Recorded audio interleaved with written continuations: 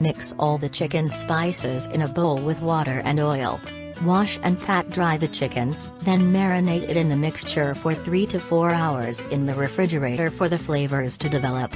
Now, sauté the rice spices with a little oil, then add the rinsed rice and sauté. Add water to the rice and let it cook.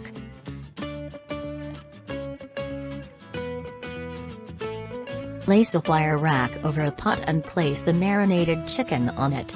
Cover the pot with foil completely. Now, place the pot in a preheated oven at 200 degrees Celsius, 392 degrees Fahrenheit, for 1.5 hours on the middle rack to cook. After this time, remove the rice from the oven and let the chicken grill without foil. Once done, transfer the rice and chicken to a serving dish and garnish with parsley and lemon wedges. Enjoy!